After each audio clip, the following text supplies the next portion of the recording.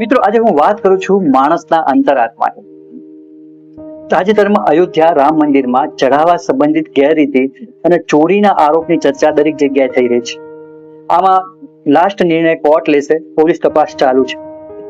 પણ આજે હું તમને એક પ્રશ્ન પૂછું છું. જે કોઈ વ્યક્તિ ભગવાનના દરબારમાં પણ પોતાના લોભને રોકી ન શકે, તો પછી દુનિયામાં એવી કઈ જગ્યા બચી છે જ્યાં એ પોતાના પાપથી ડરશે? રામ માત્ર એક નામ નથી. રામ એટલે મર્યાદા, રામ એટલે સત્ય, રામ એટલે ધર્મ.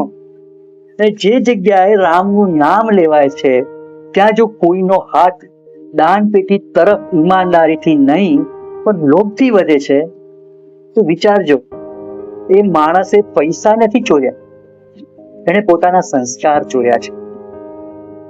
એક નાનકડી વાર્તા સાંભળો. એક મંદિરમાં બે માણસ જાય છે. એક માણસ દાન પેટીમાં 1000 રૂપિયા મૂકે છે, દર્શન કરીને બહાર આવે છે ત્યાં એક ગરીબ બેઠો હોય છે, એને ધક્કો મારે છે અને એની સાથે બદતમીજી કરે છે. જે બીજો માણસ દર્શન કરીને દાન પેટીમાં કંઈથી મૂક્યા વગર ખાલી હાથ પાછો આવે છે અને જોવે છે બાળક એક રડી રહ્યું છે, બહાર ભૂખ્યું તરસ્યું છે, એને ખાવા ખવડાવે છે. ભગવાન કોનો સ્વીકાર કરશે? દાનની કિંમત રકમથી નથી થતી, દાન પાછળના મનથી થાય છે. અને ચોરી પણ પૈસાની નથી થતી, સૌથી મોટી ચોરી વિશ્વાસની થાય છે.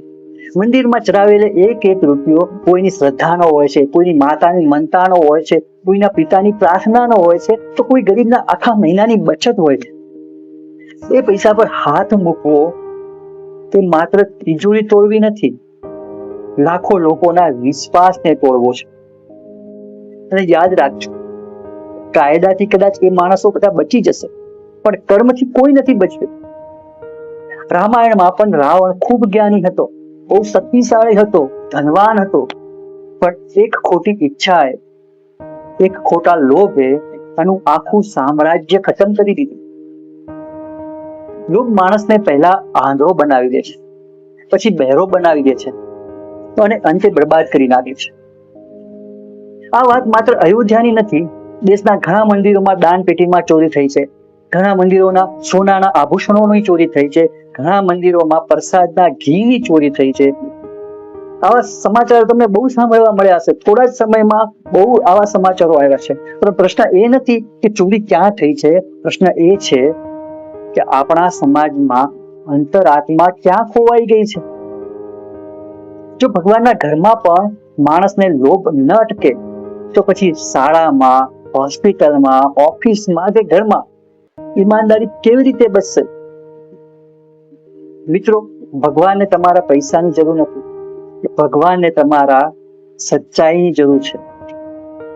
રામને સોનાનો મુકુટ નહીં, સાચા માણસનો સમાજ જોઈએ છે. આજે એક સંકલ્પ કરો, ક્યારે કોઈની મહેનતનું નહીં લઈએ અને ક્યારે કોઈની શ્રદ્ધા સાથે ખેલ નહીં કરીએ.